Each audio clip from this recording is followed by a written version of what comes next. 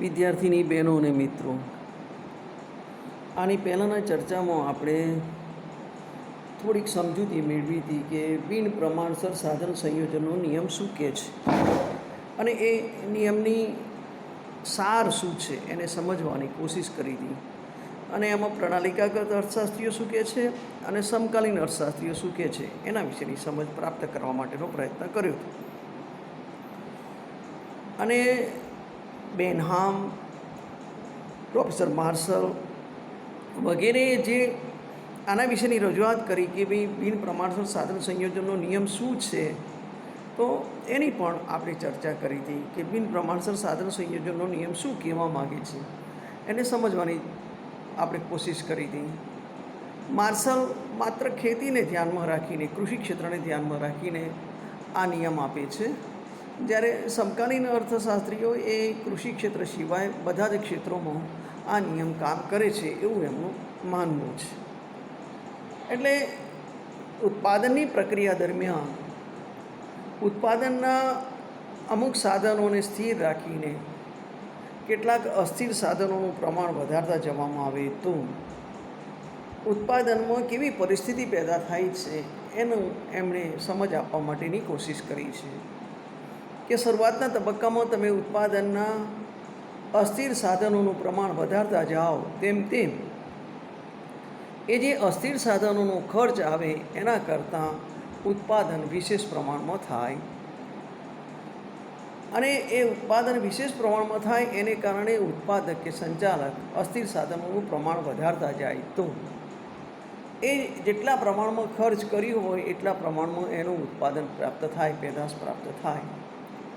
અને છતાં પણ જો સતત આવા જે સ્થિર સાધનો છે, જે અસ્થિર સાધનો સાથે સંયોજન કરીને ઉત્પાદનની પ્રક્રિયા પ્રાપ્ત કરવામાં આવે છે, એમાં સતત જો અસ્થિર સાધનોનું પ્રમાણ વધારતા જવામાં આવે તો એક તબક્કો એવો આવે છે કે અસ્થિર સાધનો પાછળ થયેલા ખર્ચ કરતાં ઉત્પાદનનું પ્રમાણ ઘટે છે, પેદાશ ઘટે છે. એટલે કે છેવટે તો ઘટતી પેદાશ જ જોવા મળે છે. અને એટલા માટે આ બિન પ્રમાણસર સાધન સંયોજનના નિયમને ઘટતી પેદાશના નિયમ તરીકે પણ ઓળખવામાં આવે છે. આ લોકોનું કહેવું એમ છે કે છેવટે તો ઉત્પાદનના છેલ્લા તબક્કામાં તો ઘટતી પેદાશ જ જોવા મળે છે ને. એટલે એ બાબતને ધ્યાનમાં રાખીને આખો આ બિન પ્રમાણસર સાધન સંયોજનનો નિયમ આપ્યો છે. એના માટે કેટલીક ધારણાઓ કરી હતી, એ ધારણાઓનો આપણે અભ્યાસ કર્યો હતો. એના દ્વારા અનુસૂચિનો પણ આપણે અભ્યાસ કર્યો હતો કે શ્રમના એકમો વધારતા જાય તેમ તેમ કુલ પેદાશમાં કેવી પરિસ્થિતિ પેદા થાય છે, સરેરાશ પેદાશમાં કેવી પરિસ્થિતિ પેદા થાય છે, સીમાંત પેદાશમાં કેવી પરિસ્થિતિ પેદા થાય છે અને ઉત્પાદનના તબક્કાઓ કેવા છે.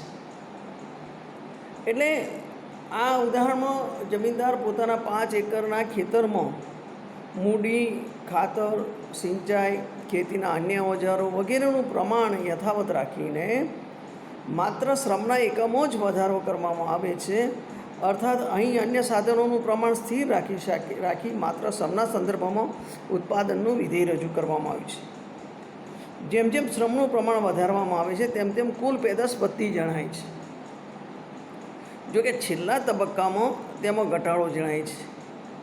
એટલે ત્રીજા કોલમમાં સરેરાશ પેદાશ, કુલ પેદાશ ભાગ્યા શ્રમના એકમો દર્શાવવામાં આવી છે. જ્યારે પેદાશ માત્ર પ્રથમ તબક્કામાં જ વધતી જાય છે, ત્યારબાદ તેમાં ઘટાડો થતો જાય છે. ચોથા ખાનામાં દર્શાવેલી સીમાંત પેદાશ છે એ સૌથી અગત્યની બાબત છે. તે પ્રથમ તબક્કા દરમિયાન ઝડપથી વધે છે, બીજા તબક્કા દરમિયાન ઝડપથી ઘટાડો થાય છે અને અંતે તે શૂન્ય સુધી પહોંચે છે. ત્યારબાદ ત્રીજો તબક્કો શરૂ થાય છે. એટલે શ્રમના એક વધારાના એકમને રોકવાથી કુલ પેદાશમાં જે ફેરફાર થાય છે તેને સીમાંત પેદાશ કહેવામાં આવે છે. દાખલા તરીકે શ્રમના ચોથા એકમને રોકતા કુલ પેદાશ 21થી વધીને 24 બને છે, ત્યારે કુલ પેદાશમાં 3નો વધારો થાય છે, માટે સીમાંત પેદાશ 3 ગણાય છે. એટલે અહીંયા શ્રમના એકમોમાં વધારો કરવામાં આવે છે. 5 એકર જમીન એમ જ રાખવામાં આવે છે, એના ઉપરની મૂડીનું પ્રમાણ પણ એમ જ રાખવામાં આવે છે. માત્ર શ્રમના એકમોનો વધારો કરવામાં આવે છે અને શ્રમના એકમોનો વધારો કરવાથી કુલ પેદાશ, સરેરાશ પેદાશ, સીમાંત પેદાશ એમાં શું ફેરફાર થાય છે એની અનુસૂચિ દ્વારા માહિતી આપવામાં આવી છે. એટલે શરૂઆતના તબક્કામાં એ સીમાંત પેદાશ વધતી જાય છે, પછી એ સીમાંત પેદાશ બીજા તબક્કા દરમિયાન ઝડપથી ઘટે છે અને ત્રીજા તબક્કા દરમિયાન તે શૂન્ય બની જાય છે. એટલે આ વસ્તુને બતાવવામાં આવી છે કે આ જે બિન પ્રમાણસર સાધન સંયોજનનો નિયમ છે એ તમે નક્કી કરેલા જમીનના નિશ્ચિત ટુકડા ઉપર જેમ જેમ શ્રમના એકમોનું પ્રમાણ વધારતા જાઓ છો તેમ તેમ શરૂઆતમાં સીમાંત પેદાશ વધારે જોવા મળે છે, ત્યાર પછી તેમાં ઘટાડો થાય છે અને છેવટે તેમાં શૂન્ય પેદાશની પરિસ્થિતિ પેદા થાય છે. એટલે ઉત્પાદનની પ્રક્રિયામાં જે બિન પ્રમાણસર સાધન સંયોજનનો નિયમ એમ કહે છે કે ઉત્પાદનના સાધનોને સ્થિર રાખીને માત્ર એક અસ્થિર સાધનમાં વધારો કરવાથી પરિસ્થિતિ એ પેદા થાય છે કે છેવટે એ ઉત્પાદનમાંથી ઘટતી પેદાશ જોવા મળે છે. અને એટલા માટે સમકાલીન અર્થશાસ્ત્રીઓ એમ કહે છે કે આ જે પ્રણાલિકાગત નિયમ છે વધતી પેદાશ, સ્થિર પેદાશ, ઘટતી પેદાશ, એના બદલામાં એને માત્ર ઘટતી પેદાશના નિયમ તરીકે ઓળખવો જોઈએ, કારણ કે છેવટે ઉત્પાદનના છેલ્લા તબક્કામાં તો ઉત્પાદન અથવા તો પેદાશ ઘટતી જાય છે. એટલે આ બિન પ્રમાણસર સાધન સંયોજનનો નિયમ છે. એટલે કે ઉત્પાદનની પ્રક્રિયામાં તમે નિશ્ચિત જમીનના ટુકડા ઉપર તમે મૂડીનું પ્રમાણ સ્થિર રાખીને શ્રમના એકમો વધારતા જાઓ ત્યારે છેવટે એક પરિસ્થિતિ એવી પેદા થાય છે કે ઘટતી પેદાશ જોવા મળે છે, જેને ત્રીજા તબક્કામાં સમકાલીન અર્થશાસ્ત્રીઓ દર્શાવે છે. આ જે લંબાણપૂર્વકની ચર્ચા છે એ લંબાણપૂર્વકની ચર્ચાને આપણે આકૃતિ દ્વારા સમજવાની કોશિશ કરીએ. અહીંયા બોર્ડ ઉપર આકૃતિ દોરવામાં આવી છે. એમાં લંબ ધરી ઉપર ઉત્પાદન મૂકવામાં આવ્યું છે, પાયાની ધરી ઉપર અસ્થિર સાધનોનું પ્રમાણ મૂકવામાં આવ્યું છે. અહીંયા કોને માપે છે એ બહુ મહત્ત્વનું છે. જેના વડે માપન કરવાનું છે એ પાયાની ધરી ઉપર આવે, જેનું માપન કરવાનું છે એ લંબ ધરી ઉપર આવે, અને તેથી ઉત્પાદનનું માપન કરવાનું હોવાથી આપણે એને લંબ ધરી ઉપર લીધું છે. જેના વડે માપન કરવાનું છે એને આપણે પાયાની ધરી ઉપર લીધા છે. શરૂઆતમાં આ એક વસ્તુ એવી દર્શાવવામાં આવી છે ટોટલ પ્રોડક્શન કેટલું થાય છે એ ટોટલ પ્રોડક્શનની રેખા દોરવામાં આવી છે. ત્યાર પછી એવરેજ પ્રોડક્શન કેટલું થાય છે, સરેરાશ પેદાશ કેટલી થાય છે એ રેખા દોરવામાં આવી છે.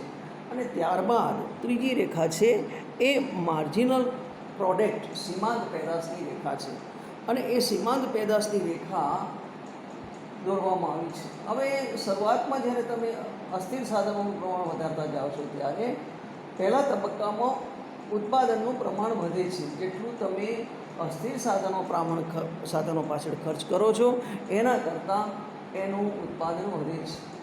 બીજા તબક્કામાં ઉત્પાદન ઘટવાની પરિસ્થિતિ પેદા થાય છે અને એ બીજો તબક્કો દર્શાવાયો છે. અને ત્રીજા તબક્કામાં એવી પરિસ્થિતિ પેદા થાય છે કે ઉત્પાદન ઘટે છે એટલું નહીં, શૂન્ય થાય છે. એટલે કે અસ્થિર સાધનો પાછળ તમે જે ખર્ચ કરો છો એના કરતાં જે પેદાશ પ્રાપ્ત થાય છે એ ખૂબ ઓછી હોય છે, શૂન્ય હોય છે, એ દર્શાવવાનો પ્રયત્ન કર્યો છે. એટલે ત્રીજો તબક્કો છે એ શૂન્ય ઉત્પાદનનો છે. માર્જિનલ પ્રોડક્શન છે એ માર્જિનલ પ્રોડક્શન ખૂબ મહત્ત્વનું છે. એટલે આપણે જે ટોટલ પ્રોડક્શન દર્શાવ્યું છે આરથી ક્યુ સુધી તેમાં ઝડપથી વધારો દર્શાવ્યો છે. પહેલો તબક્કો જે છે એ આરથી ક્યુ સુધીનો છે, જેમાં ઉત્પાદન ખૂબ ઝડપથી વધે છે. મતલબ કે તમે અસ્થિર સાધનો પાછળ જેટલું ખર્ચ કરો છો એના કરતાં ઉત્પાદનનું પ્રમાણ વધે છે. એટલે આરકે સુધીનો તબક્કો છે એ ઝડપથી વધારો બતાવે છે. આરથી પી સુધી વધારાનો દર ઓછો થતો જાય છે. આ ક્યુથી પી સુધીનો વધારાનો દર ઓછો થતો જાય છે. પી બિંદુ તેમાં ઘટાડો દર્શાવે છે. ક્યુથી પી વચ્ચેનો જે ઉત્પાદનના વધારાનો દર છે એ ઓછો થતો જાય છે. સંપૂર્ણ ઓછો થયો નથી પણ ઓછો થતો જાય છે. પી બિંદુ પછીની પરિસ્થિતિ એ છે કે એમાં ઘટાડો થાય છે, કારણ કે ત્યારબાદ છે જે સીમાંત પેદાશ છે એ ઘટે છે. એટલા માટે આપણે પી બિંદુને ક્રોસ કરતી માર્જિનલ પ્રોડક્ટની રેખા દોરી છે, કારણ કે ત્યાર પછી માર્જિનલ પ્રોડક્ટ છે, સીમાંત પેદાશ છે એ ઘટે છે. એટલે સ્વાભાવિક રીતે તેટલા પ્રમાણમાં કુલ પેદાશ ઘટવાનું વલણ રહેશે. જ્યારે સીમાંત પેદાશ શૂન્ય છે ત્યારે કુલ પેદાશ મહત્તમ છે. એટલે સીમાંત પેદાશ શૂન્ય બની જાય છે ત્યારે કુલ પેદાશનું પ્રમાણ મહત્તમ છે.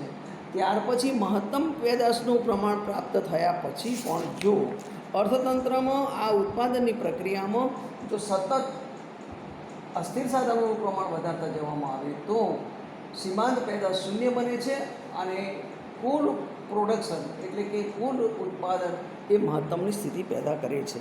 એટલે આનો અર્થ એ થયો કે પહેલા તબક્કામાં વધતી પેદાશ છે, બીજા તબક્કામાં સ્થિર પેદાશ છે અને ત્રીજા તબક્કામાં ઘટતી પેદાશ જોવા મળે છે.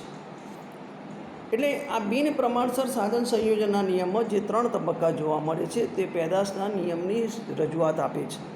આપણે પ્રથમ તબક્કા વિશે થોડી ચર્ચા કરીએ તો પ્રથમ તબક્કા દરમિયાન સ્થિર સાધનો પર શ્રમના એકમો વધારતા જતાં શરૂઆતમાં કુલ પેદાશ વધતા દરે વધે છે. પરિણામે શ્રમની સીમાંત પેદાશ વધતી જાય છે. આ તબક્કાને વધતી પેદાશનો નિયમ કહે છે.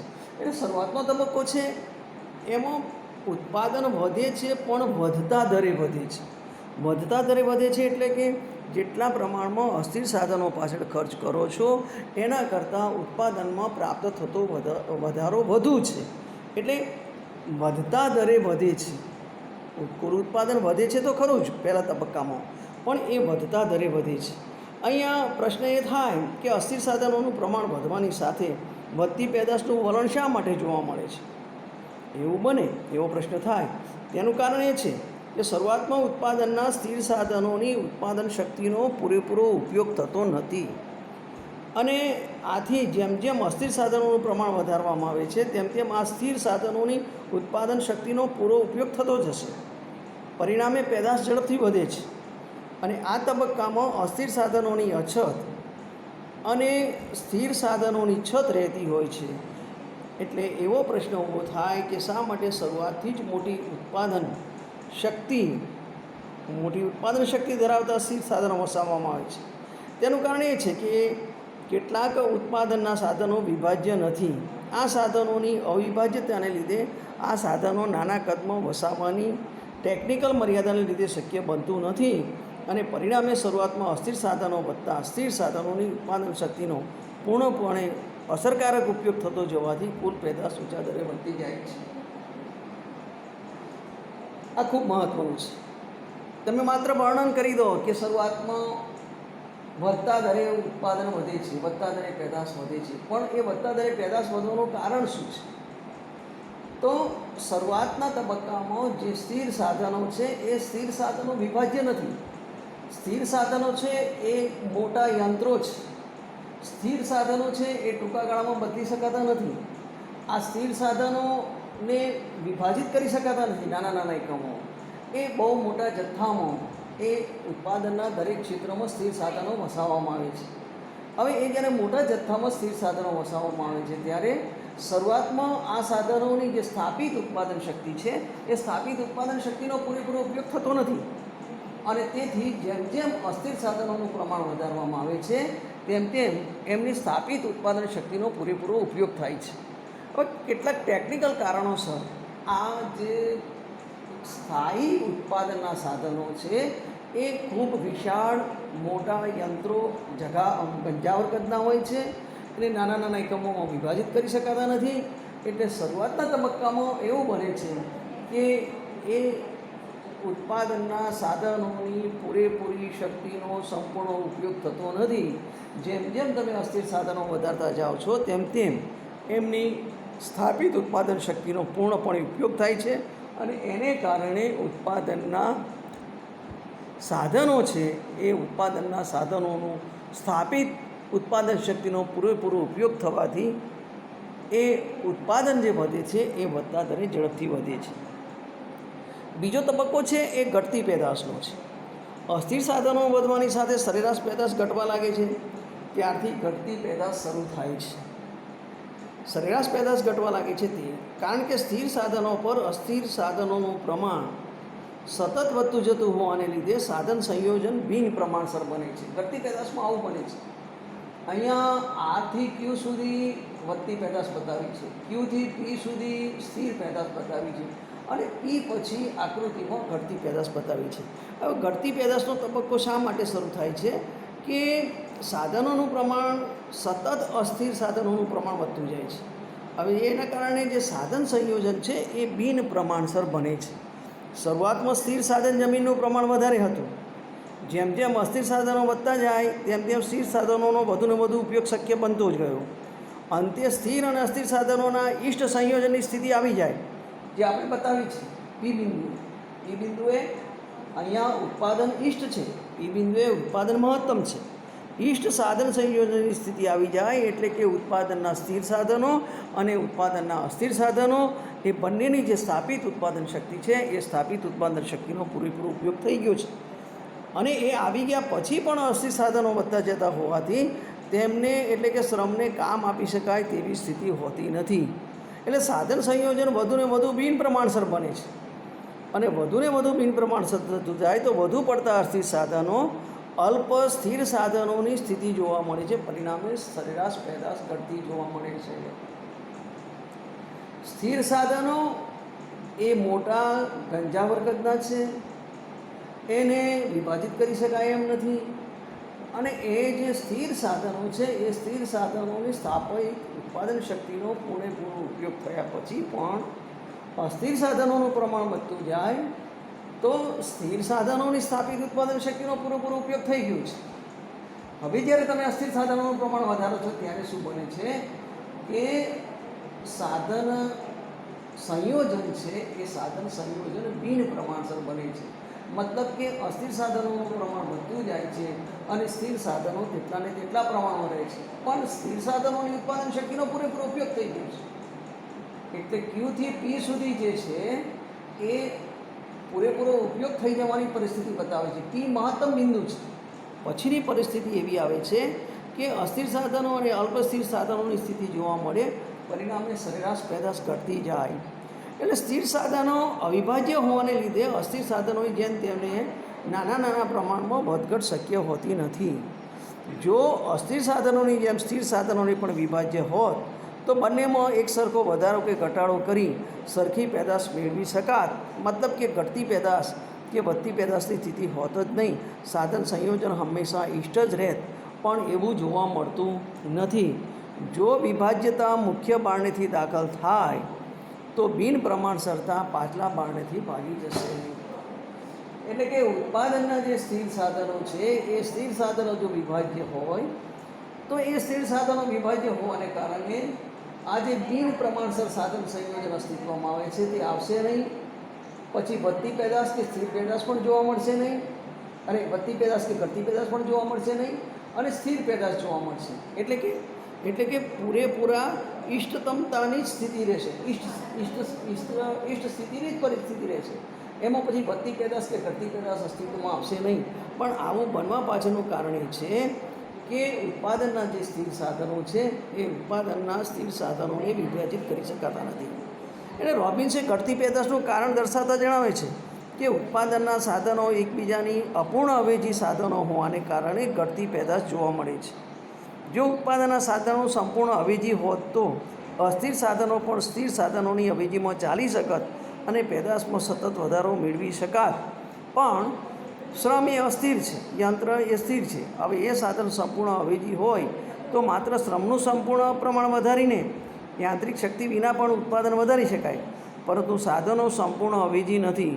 શ્રમ કદી પણ યંત્રોની જગ્યા મેળવી શકે નહીં. શ્રમ ક્યારે પણ યંત્ર સાધન સંપૂર્ણ અવેજી હોય તો શ્રમનું પ્રમાણ વધારીને ઉત્પાદન વધારી શકાત. શ્રમ કદી યંત્રોનો પૂર્ણ અવેજી બની શકે નહીં. શ્રમ એ શ્રમિક દ્વારા રજૂ કરવામાં આવે છે. યંત્ર એ નિર્જીવ છે અને શ્રમની જગ્યાએ શ્રમિકની જગ્યાએ યંત્રોની જગ્યાએ શ્રમિકનો ક્યારેય ઉપયોગ થઈ શકે નહીં. એટલે આ એક શ્રમ કદી યંત્રોનો પૂર્ણ અવેજી શક્ય નથી અને આ રીતે સાધનો સંપૂર્ણ અવેજી નથી. શ્રમ કદી યંત્રોનો પૂર્ણ અવેજી બની શકે નહીં અને દરેક ઉત્પાદનના સાધનની કેટલીક વિશિષ્ટતા હોવાને લીધે તે એકબીજાના સંપૂર્ણ અવેજી બની શકે નહીં. કારણ કે શ્રમ એ માનવ શક્તિ સાથે જોડાયેલું છે, જ્યારે યંત્ર નિર્જીવ છે, શ્રમિક એ સજીવ છે. એટલે જે એકબીજાની સંપૂર્ણ અવેજીમાં આવી શકે નહીં અને વધુ પડતી શ્રમ સંખ્યા દરેક શ્રમિકની ઉત્પાદન શક્તિ ઘટાડશે. એટલે એના માટે જ કદાચ પેલી કહેવત અસ્તિત્વમાં આવી હોય કે જ્યાં રસોઈયા રસોઈ બગાડે, એ આ કહેવતને અહીંયા લાગુ પાડી શકાય. અને આ જ કારણથી બીજા તબક્કામાં ઘટતી પેદાશ શરૂ થાય છે. એટલે માર્શલ ઘટતી પેદાશને ખેતી પૂરતી મર્યાદિત ગણે છે. એમના મતે ખેતી ક્ષેત્રે કુદરતી પરિબળો જ કામ કરતા હોય છે. વરસાદ છે, આબોહવા છે, જમીનની ફળદ્રુપતા છે વગેરે. એટલે સાધનોનું સંયોજન બિન પ્રમાણસર કે પ્રમાણસર કરવું માનવ શક્તિની બહારની વાત છે. એટલે એમણે માત્ર ખેતીમાં જ શ્રમ વિભાજનને વિકસાવી શકાતું હોવાથી, યંત્રોનો ઘણો મર્યાદિત ઉપયોગ થઈ શકતો હોવાથી માત્ર એમણે ખેતી ક્ષેત્રમાં જ આ લાગુ પડે છે એમ દર્શાવવાનો પ્રયત્ન કર્યો છે. એટલે આટલી વસ્તુ અહીંયા પૂરતી છે, સમજવાની કોશિશ કરજો. અને ન સમજાય તો છેલ્લે એની કોમેન્ટ્સ લખજો. અને ત્રીજો તબક્કો છે, એ ત્રીજો તબક્કો એ સીમાંત પેદાશ નકારાત્મક મને, એટલે કે કુલ ઉત્પાદન ઘટે છે. એટલે કે સ્થિર સાધનની સરખામણીએ અસ્થિર સાધનોનું પ્રમાણ અતિશય વધી જાય તો એ ગાળામાં ઉત્પાદનની પ્રક્રિયામાં ઘટાડો આવે છે. તેને ત્રીજા તબક્કા તરીકે ઓળખવામાં આવે છે. આટલી ચર્ચા અહીંયા પૂરતી છે. સમજવાની કોશિશ કરજો. ન સમજાય તો કોમેન્ટ લખજો. ફરીથી પ્રશ્નનો જવાબ આપવાની કોશિશ કરીશ.